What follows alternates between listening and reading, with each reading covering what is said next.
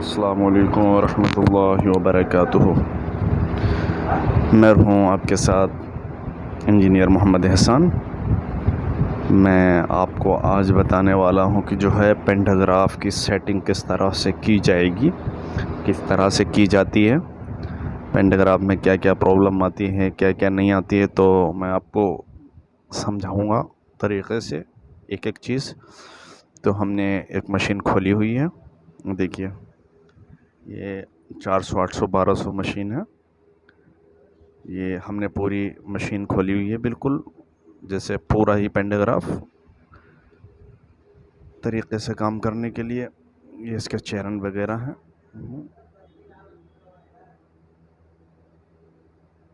इसके ये चैनल वगैरह हैं। ये मैंने इसको खोले हुए हैं, इसमें आपके डिवाइस वगैरह सब कुछ लगे हुए हैं, डोरी डिवाइस। तो इसके बेरिंग वगैरह सारे टूटे हुए हैं। ये इसके साइड के बेरिंग कैप्चर प्लेट है बेरिंग की, जो शाफ्ट के अंदर लगती हैं। ये एल्युमिनियम की है और एल्युमिनियम ही बढ़िया रहती है। एल्युमिनियम इस वजह से लगी होती है क्योंकि एल्युमिनियम जो हीट नहीं होता है, लोहे की प्लेट होती है तो वो हीट होती है। इसमें करीब करीब सारे बेरिंग ख़राब हो चुके हैं। ये शाफ्ट हैं जो इसको निकालने के लिए ज़्यादातर इंजीनियर कतराते हैं, इसको आसानी से निकालते नहीं हैं, मुश्किल होता है थोड़ा सा।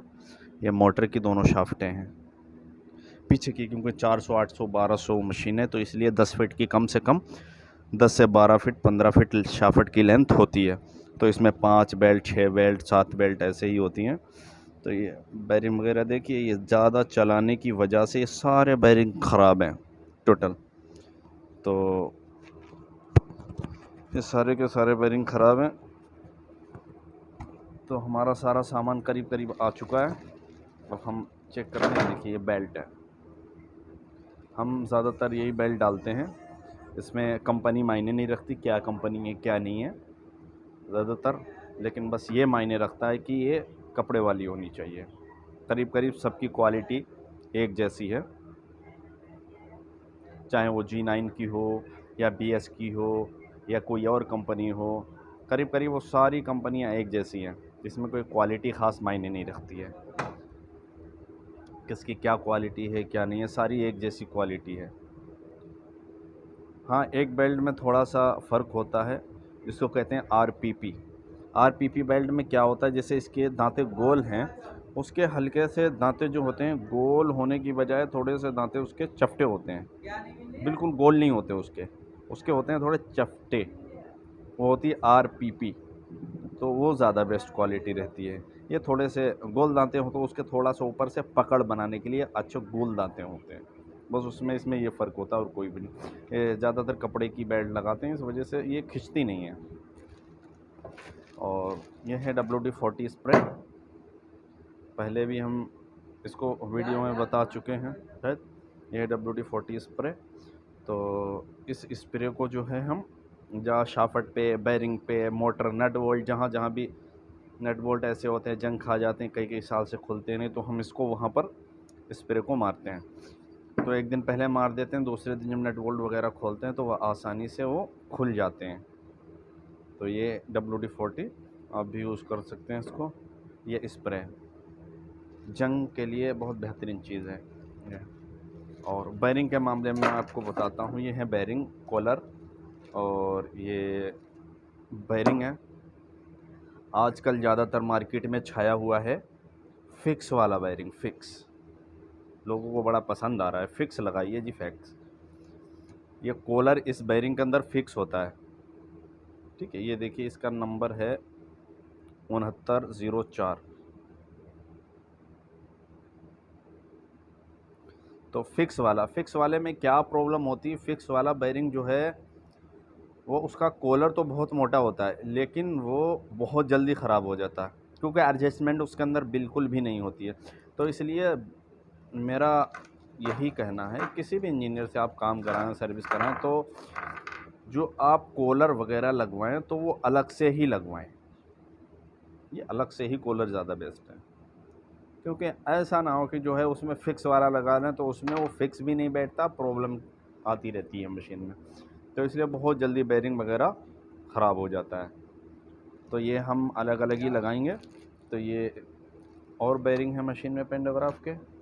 तो ये देखिए ड्रम वगैरह ये हाल हो गया है खोलने में हमें। तो हमने इसके ड्रम वगैरह ये खोले हैं, तो हम इसको न्यू डालेंगे। तो देखिए यू बेरिंग, ये देखिए हम यू बेरिंग कितने डाल रहे हैं इसमें, ये कहने की बात नहीं, 50 यू बेरिंग लगा रहे हैं। कितने? 50। पूरी मशीन में एक भी बेरिंग ठीक नहीं है। तो ये भी हम बताएंगे अभी इंशाल्लाह कि जो यू बेरिंग लगाने का तरीका सही क्या है और सही तरीके से सेटिंग कैसे करें। तो ये हमारा ड्रम बेरिंग है, ड्रम है। तो हम इसको, गेयर ऑयल है, गेयर ऑयल और किसी कंपनी का ज़्यादातर ना लगाएं, HP, कैस्ट्रॉल अच्छी कंपनी का ही लगाएं।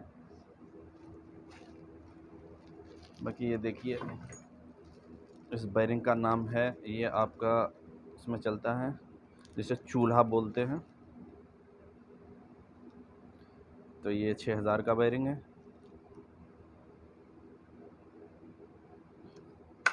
तो अब हम इसकी सारी सेटिंग करेंगे। बेरिंग कैसे डालते हैं तो हम आपको बेरिंग के बारे में सारा चेक करके बताएंगे किस तरह से बेरिंग लगाते हैं। तो चलिए इंशाल्लाह बताते हैं हम आपको बेरिंग किस तरह से लगानी चाहिए। इन जैसे ये प्लेटें हैं तो इसमें किस तरह से सेट करेंगे। दोस्तों मैं आपको बता रहा था कि पेंटोग्राफ की सेटिंग वगैरह कैसे करें। देखिए हमने ये बेरिंग लगाए हैं, ये हमने ये चैनर निकाला है, ये चैनर पीछे थे क्योंकि यहाँ से ये चैनर लगे होते हैं। अभी तो हमने फट्टे वगैरह इसके खोले हुए हैं। जैसे ये चैनर है, ठीक है, ये चैनर होते हैं इसमें, किसी में शाफट होती हैं, किसी में चैनर होते हैं, अक्सर ज़्यादातर चैनर ही होते हैं। तो हमने क्या किया है, ये चैनर जो है हमने एक निकाल लिया है बाहर बैग से। अब हम क्या कर रहे हैं, तो बेरिंग सेटिंग कैसे करें। बेरिंग की जो हम सेटिंग कर रहे हैं इस चैनर के हिसाब से कर रहे हैं, इस चैनर के हिसाब से। क्योंकि अगर हम मशीन में लगा कर करते हैं, जैसे ये हमने लगा रखे हैं, अगर हम सेटिंग करते हैं पेंट इसके अंदर डाल के, ठीक है, जैसे कि ये हमारा ये सेट है, ठीक है, ये बेरिंग का सेट है, ठीक है। अब हम इसको इसमें डालते हैं, ठीक है। तो हमें ये नहीं पता है कि जो है हमारे चारों बेरिंग सपोर्ट में हैं या 3 हैं या 2 हैं। तो हम क्या करते हैं, हम इस चैनर को या चैनर की एक गाइड बीच की जो है इसको हम निकाल लेते हैं बाहर। निकालने के बाद हम तब इस पे चेक करते हैं एक्यूरेट बेरिंग हमारे हैं कि नहीं है, चारों बेरिंग बराबर सपोर्ट में है कि नहीं है। क्योंकि अगर ऐसा नहीं करते हैं तो 2 बेरिंग जैसे ज़्यादा दब जाते हैं, 2 कम रहते हैं। इसलिए क्या होता है, चारों बेरिंग में कभी किसी का 1 ख़राब हो गया, किसी के 2 ख़राब हो गए। तो इसी से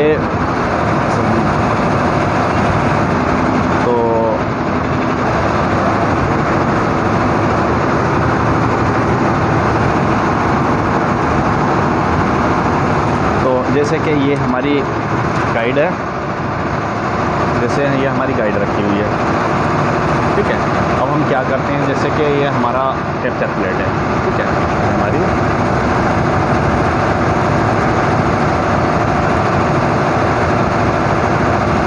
हमारी कैप्चर प्लेट है, ठीक है। इसमें हमने चारों बेरिंग लगाए हुए हैं। इसमें ज़्यादातर जितनी भी कैप्चर प्लेट होती है 2.5 नंबर LK से ही ये बेरिंग वगैरह लगते हैं, ठीक है। ये कैप्चर प्लेट है हमारी, तो हमने इसको लगा लिया, ठीक है। ये हमने चारों बेरिंग लगा लिए हैं, लेकिन अभी हमने ये टाइट नहीं किए।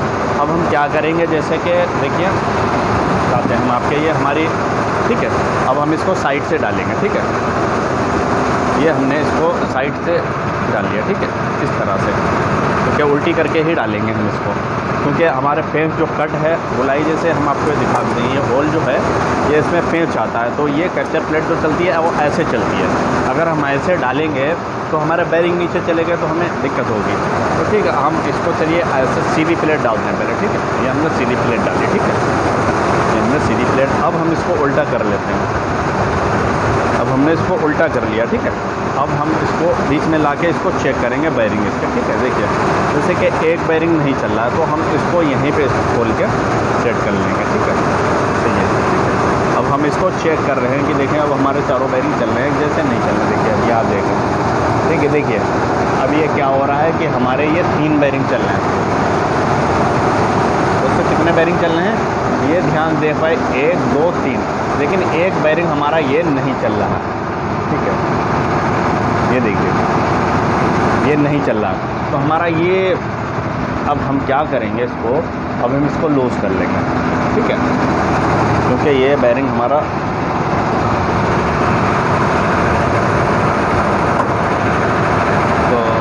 बेरिंग को लूज़ कर लेते हैं अगले नंबर में।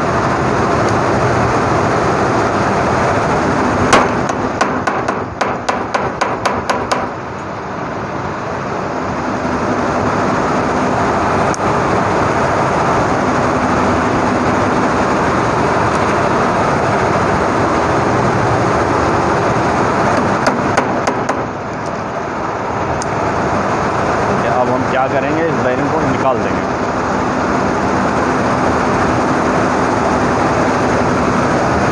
इसका पेंच स्लिप हो गया है, तो इसलिए हम अब दूसरा ही बेरिंग लगाएंगे। ये हमने बेरिंग ले लिया, अब हम इसको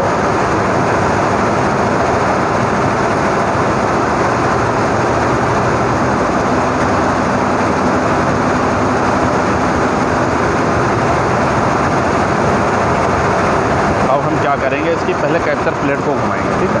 इसको हम कैप्चर प्लेट जो हमारी ये लगी हुई है, ये देखिए ये लगा हुआ, इसको हम इधर उधर करेंगे। पहले नंबर में देखिए हम इसको यहाँ से घुमा रहे हैं बेरिंग को, ज़रा करीब से दिखाने की आपको कोशिश करता हूँ ताकि आपके समझ में आए। ये देखिए हम इसको बेरिंग घुमाएंगे, ये देखिए घुमा रहे हैं। देखिए हम इसको पहले इस तरह से घुमाएंगे ताकि ये मेरी रोड से टच हो जाए। देखिए अब ये रोड से हमारी टच हो गया, ठीक है। अब हम इसको ऊपर से टाइट कर देंगे।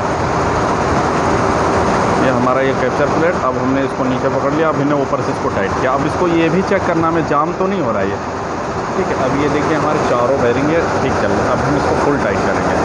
अब हम फुल टाइट करते हैं।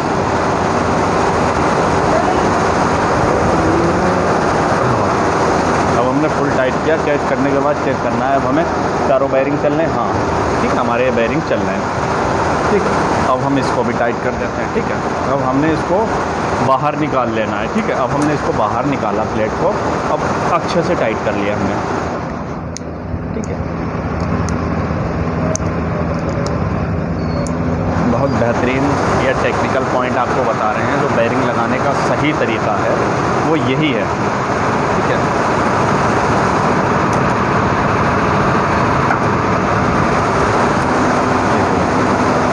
इसको लगा दिया, ठीक है दोस्तों, ठीक है। बिल्कुल ये बेहतरीन चल रहा है हमारा, किसी में कोई प्रॉब्लम नहीं है। ये अब बिल्कुल कैप्चर प्लेट जो है हमारी बिल्कुल बेहतरीन है, ना हिलना डुलना है ना इसमें वह है। चारों बेरिंग बिल्कुल सही चल रहे हैं, ठीक है। कैप्चर प्लेट बिल्कुल ठीक है।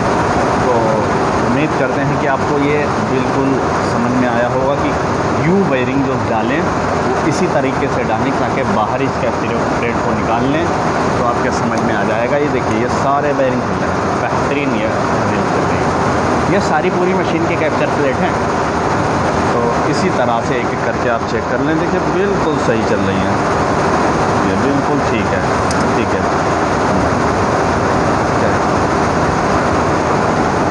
उम्मीद करता हूँ कि आपके समझ में आया होगा। ये देखिए बिल्कुल बेहतरीन चल रही है प्लेट। तो इसी तरह से आप जो है ये यू बेरिंग लगा सकते हैं। अब हम आपको आगे अभी दूसरे वीडियो में आपको बताऊंगा मोटर की शाफ्ट किस तरह से, और मोटर के शाफ्ट में जो बेरिंग होते हैं कॉलर बेरिंग हैं वो कैसे लगा सकते हैं, आप किस तरह से लगाएं, और शाफ्ट को किस तरह से सेटिंग करें ताकि टेढ़ी ना हो और जाम ना हो, फ्री रहे। चलिए इंशाल्लाह नेक्स्ट वीडियो में मिलते हैं, आपसे मुलाकात होती है, आपसे